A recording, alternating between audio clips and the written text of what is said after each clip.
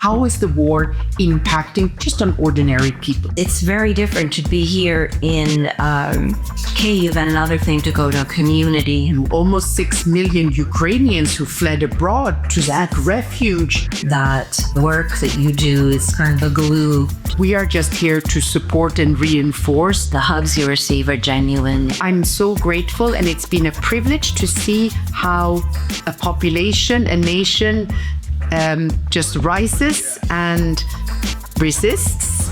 Karolina Lindholm Billing, UNHCR Representative in Ukraine since May 2021, brings over 2 decades of experience in refugee protection and international law. With a master's in law from the University of Stockholm, she has held leadership roles across Europe, Africa, and the Middle East, including policy work at UNHCR headquarters. Hi, I'm Natalka Cmoc. I'm the Canadian ambassador to Ukraine. This is Off the Record, where we have frank conversations with the diplomatic community on what it's like to live in Ukraine, how do we work here, what is it that we do. And today I have the pleasure to be having this conversation with Karolina Lindholm Billing, who is the representative for the United Nations High Commissioner for Refugees to Ukraine. Very pleased to have you here today. You are here for how many years now? It's almost 4 years and 4 months. I arrived on the 19th of May, 2021 to Ukraine. Oh, that's incredible. So you've experienced quite a lot here, and you have been here since before the full-scale invasion. And given your line of work, and perhaps you could explain a little bit of what your organization does in terms of the mandate. But from my understand, you're focused on the most vulnerable communities, helping them.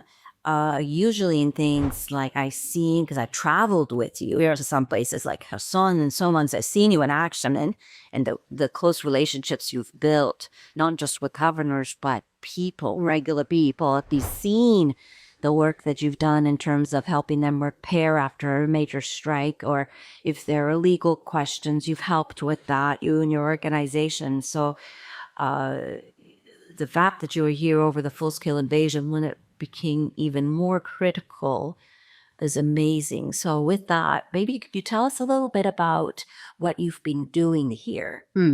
So UNHCR it's one of the UN's operational agencies, humanitarian. It was established in 1950 by the General Assembly.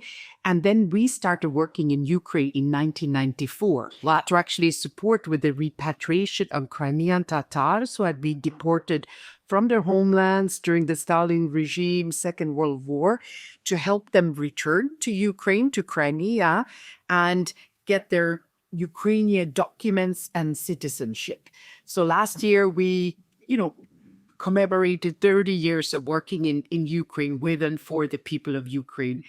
And then in 2014, when war started, we, of course, scaled up our work inside Ukraine for people fleeing from Donetsk and Lugansk regions.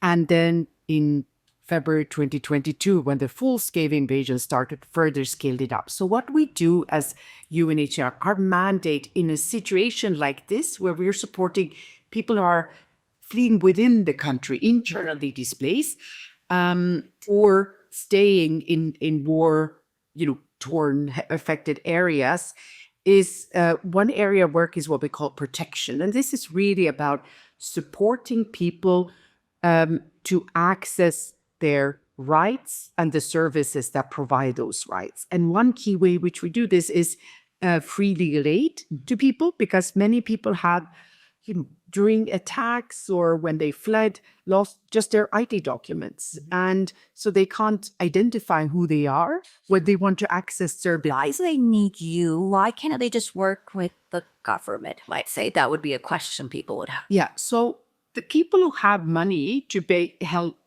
get a lawyer to support them to get the documents, which is because it's quite a complicated process, sometimes administrative judicial process. Some need to even go to court. As we focus on the most vulnerable, they don't have the resources to pay for this. So there we work with local NGO partners like Right to Protection, the 10th of April. These are two Ukrainian excellent NGO partners that have very competent lawyers that provide that legal aid free of charge. So, and you also have those who have given like birth to children in areas under temporary occupation, and they need help to get the Ukrainian birth certificates for their kids, because otherwise their child may end up not having access to the Ukrainian citizenship. Yes. Another area of legal aid is people who have more related now disabilities. For them to access the state's disability assistance, you need to have that disability recognized as a cause of the war. And then you need to get that recognized. It's again quite a complex administrative process that most people cannot navigate. And the ones we focus on are older people, people with, socioeconomically vulnerable, people with disabilities. So that's the one part of the protection. Another is psychosocial support. And that this second area where UNHCR works in Ukraine is an area of what we call emergency shelter and housing. So this is in frontline areas or right after attacks, when people, have their windows blown out or doors, roofs damaged. To cover these damages, we provide that material. Maybe I can describe, because as a member state, and I wanted to talk a little bit about that, because I think people think of the United Nations as this organization on its own, when in fact it's supported by multiple countries. Yeah. Right. So it's not Canada and United Nations, where we are part of that. Yes, we're an intergovernmental organization. We're not an NGO, we're intergovernmental. And actually, Ukraine became a member of UNHCR's executive committee last year, which we're incredibly proud of. But now there are 107 countries around the world that are members of UNHCR's executive committee that decides on our annual budget, our program, and so on. So again, we're intergovernmental. Yes, and I think that's really important to put it in that perspective, because we are all supporting this work, and what I've seen is Ukrainians are very grateful for those that I've met. And I remember the story when we were in, remind me exactly where we were. Was it in Kherson region? But in Rusokopilia together, which is one of the Tromada that was retaken by the Ukrainian armed forces in the autumn of 2022. Yeah. And it's very different to be here in Kyiv, and another thing to go to a community. And one of the things you do is you take ambassadors out to visit these communities.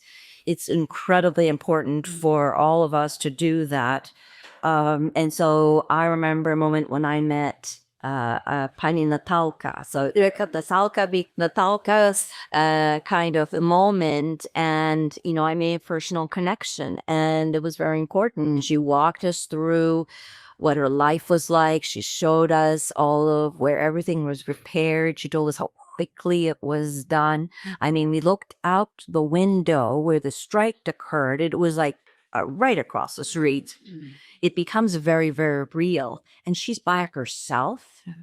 And the gratitude in her eyes and her face for the work that you as your organization do in partnership with Ukrainians. And I think that part's really important too, because when we met, I also met all of the partners you have on the ground, and that really hit me as well, because there are so many local organizations made up of all kinds of people you would not imagine actually being part of this, people who have returned to Ukraine to be part of this. Very, very impressive. But I remembered one location, I met some young people, and I was asking, well, where are you from? And they said, well, actually, I'm an IDP myself, right? I'm from Donetsk, or I'm from Luhansk. And that really struck me. And how many of these partnerships do you have? And maybe you'd like to highlight one or two.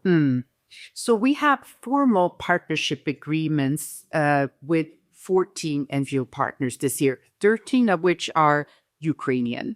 And 99% of the funding that we provide to NGO partners to deliver the free legal aid, for example, deliver these emergency shuttle kits goes to those local NGOs. And that's really a bit a priority because I think the capacity in Ukraine is extremely strong, and it's also for the sustainability, because we are not here for ourselves. We should be here to support, and then the local communities, the government, the authorities, take it forward.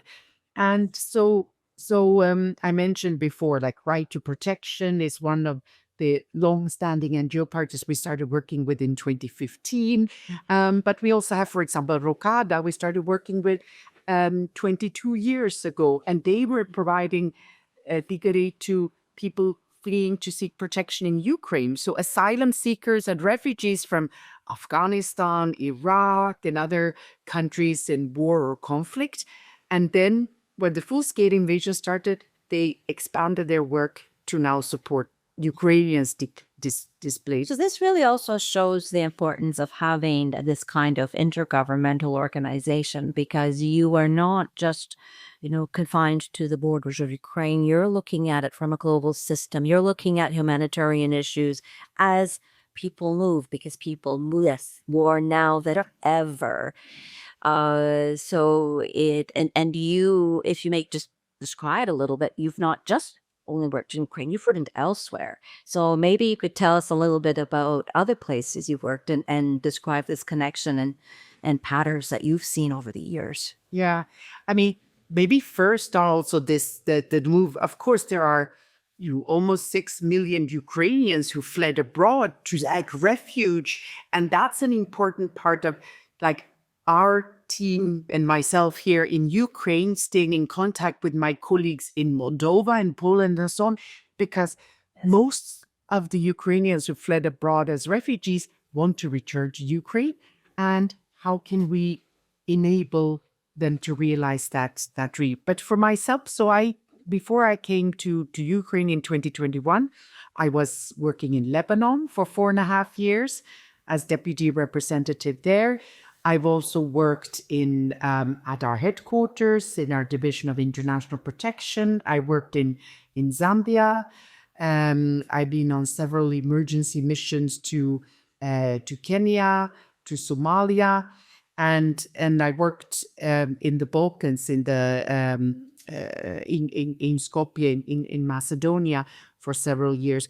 But where I started in 1999 was actually in a UNHCR liaison office in Riga that covered Estonia, Latvia, and Lithuania when they were candidate countries to the EU, and supported those countries to establish an asylum system for people coming there to seek protection. And therefore, it's wonderful now that Ukraine is a candidate country to the EU, because it feels like personally also like closing a circle. Yes. And I should also mention that you have, because I've spoken on the podcast previously, especially with Ambassador San Anderson, on the Human Dimension working group that has been established here with many, many ambassadors and organizations as observers. And yours is one of the organizations that comes and supports with briefings, and it's your support has been valuable there. And maybe you'd like to describe a little bit of what kind of briefings do you give us, or what purpose do they serve? So I think, as you also mentioned, and I'm so grateful. I want to take that to thank you for joining us on field visits to meet directly with people. And I think the briefings, first and foremost, we provide is how is the war impacting just on ordinary people, and in particular those who are in a especially vulnerable situation because they live in frontline areas under regular attack, or they've been forced to flee, and to give that perspective, them the voice. What are the different challenges they face? Documents destroyed, homes damaged or destroyed, separated families, and what support do they need in order to kind of get on their feet again and rebuild and recover from the impact. So it's those kind of briefings try to do my preferred way of doing the briefing is exactly to have ambassadors or others join in the field. And I do organize many of those because for me personally also, it's incredibly important that war-affected people, especially those in the most remote areas like Rusokopilia, see with their own eyes that they're not forgotten.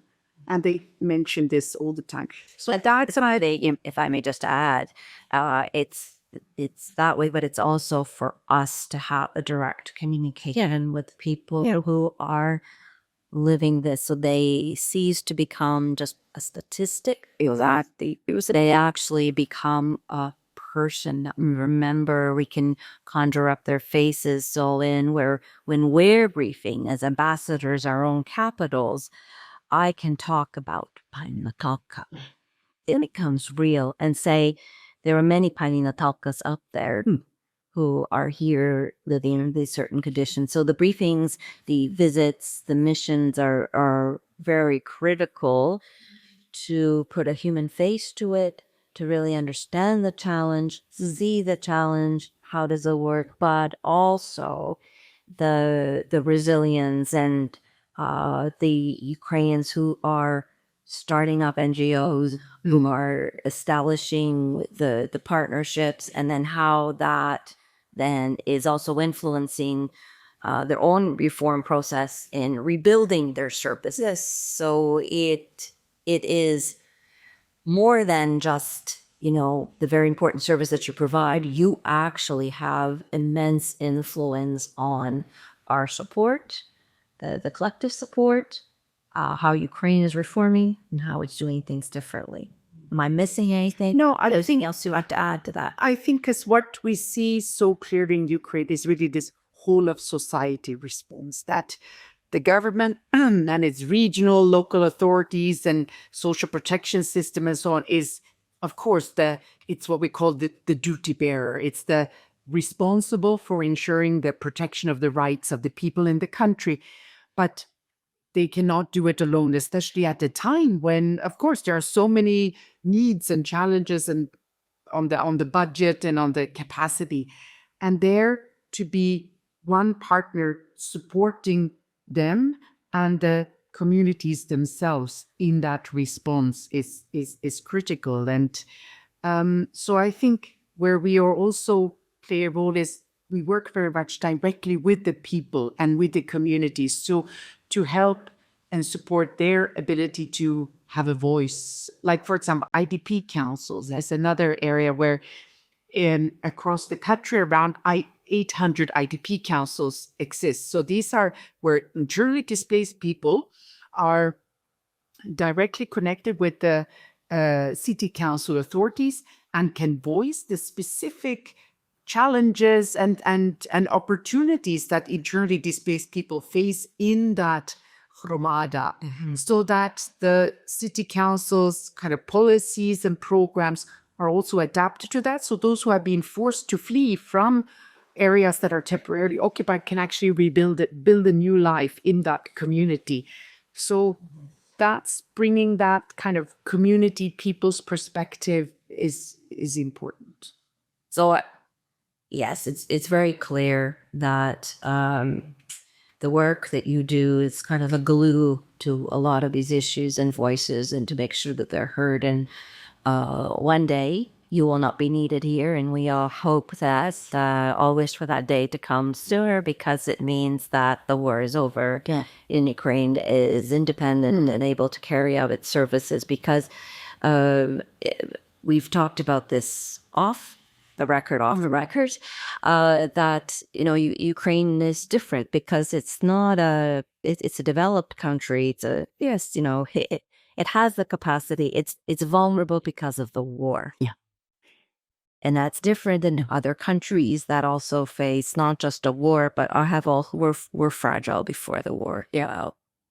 It's a very big, and that's why I always say in my interaction with the authorities, like the governors, thank you for enabling UNHCR to support you, to support the people. It's very important for me that, as we say, the social contract is between the state authorities and the people. We are just here to support and reinforce, their response during a time when it's overstretched because of the war. And indeed, we should work ourselves out of work.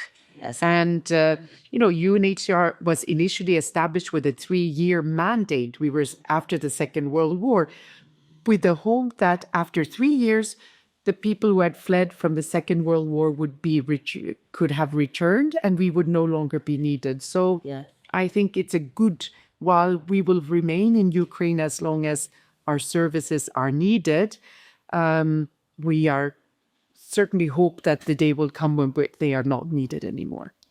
So the organization is essential, but I want to turn a little bit to just you, Karolina, because you have been here for a long time.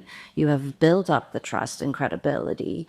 As you mentioned, the governors all know you, all trust you, all work very closely with you and your team. And you are, in fact, only have measured days now that you are still with us. You served your time here very, very effectively and very well, but your mandate is ending. Everyone will dearly miss you, including myself. But your efforts here and the mark that you've made here is significant. In fact, if you don't mind me saying something on your behalf, is that foreign minister you met with, I believe, Foreign Minister Andriy Sabiha, you met just last week, it was just more recently. And you had the opportunity, and just for people to understand, this is not a given, this is special. And it was important to him because he wanted to recognize the role you've played. Thank you. And he did so by giving you an award and I believe an honorary diploma from the cabinet of ministers. Can you tell us a little bit about that moment and what you were feeling? Yeah, thanks for it. I felt incredibly proud and grateful because, now in my last 2 weeks in Ukraine, I'm doing what I call a gratitude tour. I'm visiting 10 oblasts in 10 days. It's a challenge, especially because the night train tickets are sold out. So otherwise I would have been on night trains all over and I could maybe have done a few more. Yeah. But I'm traveling around to say thank you because for me, I'm just so grateful and feel to the government, the authorities, the people, the partners, everyone that enables UNHCR and me personally to have been a part of this whole of society response. I feel it's been a privilege. I've learned so much. So I wanted to thank the foreign minister for his support and was not expecting to be thanked. So again, it's a partnership. It's about the Ukrainian government and the authorities, all the wonderful governors I'm meeting now on my gratitude tour. It's very much about them enabling us to be a partner in this response. That we're all together that we can do. So, but it was, I was very, very touched and very honored. And I feel, I'm the one who's so incredibly grateful. Well, having been on a few missions with you, I can tell everyone that the hugs you receive are genuine. The joy that they have in their face to have an opportunity to talk to you is genuine. So these are real, genuine connections that you've taken the time and the effort to actually connect with people. And so on behalf of everyone, I also want to say thank you as a member state, as Canada, as Natalka Cmoc. Thank you very much, Karolina, for everything you've done. We wish you all the best in your next position. They are very lucky to have you. I know you will still keep speaking about Ukraine. That is not going to roll your heart and the connection that is there. In fact, you told me recently that you can't wait to travel here as a tourist with your husband. So that's actually a priority of yours. So you are an amazing professional and human being. So anything else you'd like to say before I do my closing words? Well, big thanks to you. It's also an honor to be able to, have this conversation with you. And I think to take the opportunity to really express from the true bottom of my heart this gratitude and for having let me be a part of this historical, response that I wish we would never have had to launch, because the invasion should never have started. It's against the UN Charter and yeah. But I'm so grateful, and it's been a privilege to see how a population, a nation, just rises and resists and is determined to recover and rebuild, a prosperous Ukraine where refugees will return to, and, where it will be one of the best places to come as a tourist. Perfect. Okay. Well, I've been here speaking with Karolina Lindholm Billing, the representative of UNHCR here in Kyiv. It's been an immense pleasure to speak with you today, to work with you. And again, best wishes for your gratitude tour and your next posting. Thank you. Thank you so much.